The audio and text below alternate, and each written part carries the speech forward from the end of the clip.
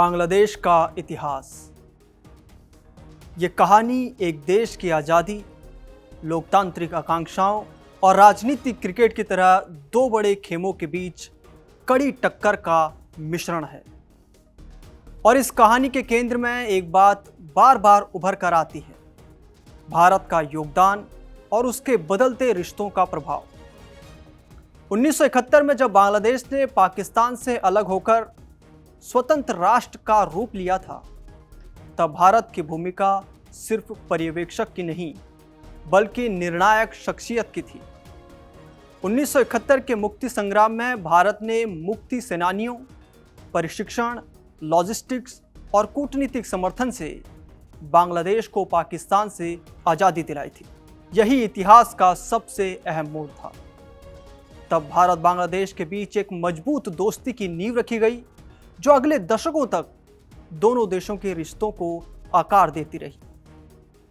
आज भी बांग्लादेश के लोगों की स्मृति में 1971 की लड़ाई भारत के साथ जुड़ी हुई गाथा के रूप में बसी है। एक ऐसा समर्थन जिसने एक नए राष्ट्र को जन्म दिया। लेकिन स्वाधीनता के बाद राजनीति ने इसे रोजमर्रा के लोकतांत्रिक उतार चढ़ावों में धकेल दिया और आज वही बांग्लादेश भारत के ही पीठ पर छुरा घोंप रहा है। भारत के दुश्मनों से हाथ मिला रहा है, उन्हें भारत की सरहदों तक लेकर आ रहा है।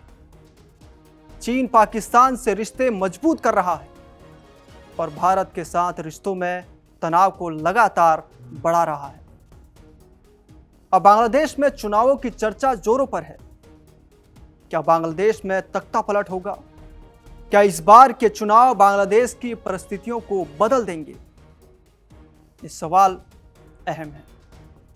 अगर बांग्लादेश के चुनावी इतिहास को देखें तो यह राजनीतिक विभाजन और क्रूर प्रतिस्पर्धा का साक्षी रहा है। 2001 के आम चुनाव में बांग्लादेश नेशनलिस्ट पार्टी यानी बीएनपी ने संसद में 2/3 बहुमत से जीत हासिल की। 2008 के चुनाव में आवामी लीग ने भारी बहुमत से सत्ता पर कब्जा किया। यह बदलाव लोकतांत्रिक हस्तांतरण का प्रतीक था। लेकिन लोकतंत्र सिर्फ सीटों की गिनती नहीं है। वास्तव में सत्ता तक पहुंचने के मार्ग पर ऐसे मोड़ आए जहां हिंसा, बहिष्कार और विवादों ने लोकतांत्रिक आकांक्षाओं को झकझोर दिया। 2014 के चुनाव में बीएनपी सहित बड़ी विपक्षी पार्टियों ने चुनाव का बहिष्कार किया, जिससे वोटिंग में गिरावट और आवामी लीग की एकतरफा जीत देखी गई। इन चुनावों की पृष्ठभूमि में बैटल ऑफ बेगम्स नाम की राजनीति भी चलती रही, जहां शेख हसीना और खालिदा जिया के बीच वर्षों तक चलने वाली प्रतिद्वंदिता ने न केवल सत्ता का गणित बदला बल्कि राष्ट्रीय राजनीति की दिशा भी प्रभावित की। पॉलिटिक्स की यह लड़ाई 2024 में एक नए मोड़ पर आकर पहुंची। उस साल व्यापक छात्र नेतृत्व वाली विद्रोह की लहर ने हसीना की 15 साल की सरकार को गिरा दिया और हसीना सत्ता से हट गई। इस विद्रोह की वजह से बांग्लादेश की राजनीति में नए बदलावों की नींव रखी गई और ये देश एक अंतरिम सरकार और सुधारों के दौर में है आज, जो पिछले चुनावों के विवादों से सबक लेकर लोकतंत्र को मजबूती देने की कोशिश कर रहा है। अब 12 फरवरी 2026 को यह देश एक निर्णायक मोड़ पर खड़ा है। इस बार चुनाव बस एक चुनाव नहीं है, बल्कि लोकतंत्र के पुनरुद्धार की पहली सीढ़ी है, जहां नागरिकों और युवा मतदाताओं की भागीदारी महत्वपूर्ण भूमिका निभा रही है।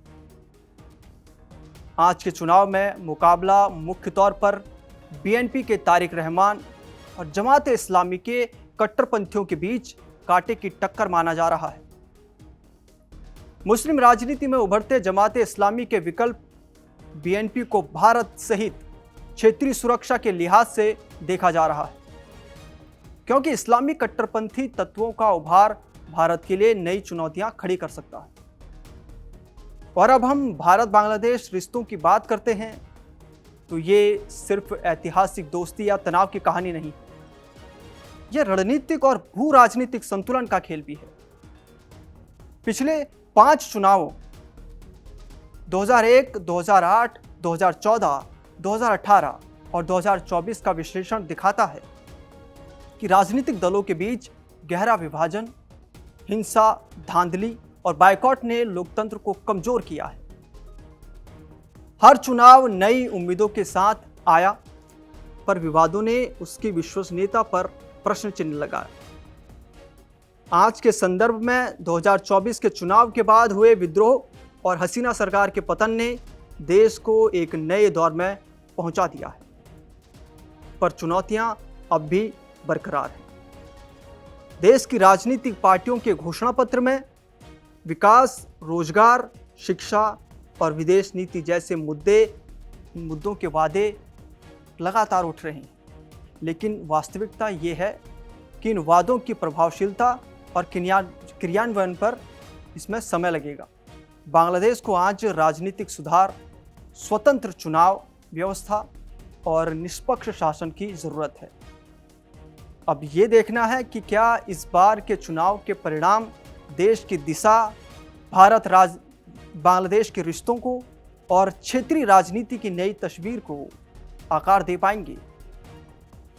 आपको क्या लगता है? अपनी राय कमेंट सेक्शन में जरूर लिखिए और देश और दुनिया के तमाम बड़ी अपडेट्स के लिए आप देखते रहिए कड़क। नमस्कार। यहाँ ताजा खबर के साथ हर दिन की शुरुआत कड़क है।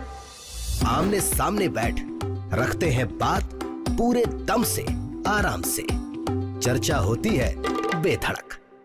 यहाँ किस्से कहानियों में बोल सरल और अंदाज बेहद कड़क मिलता है। जीने में एक तेवर है जो आता है सही ज्ञान, जानकारी और उससे कमाए कड़क नोट से। इधर मौके पर चौका नहीं, छक्का लगा जलवा दिखाते हैं। कड़क क्रिकेट से अपने रोमांच को जो बढ़ाते हैं। यहाँ की हर बात का मिजाज एक है, मिजाज कड़क। आपका अपना YouTube चैनल कड़क, लाइव बेधड़क।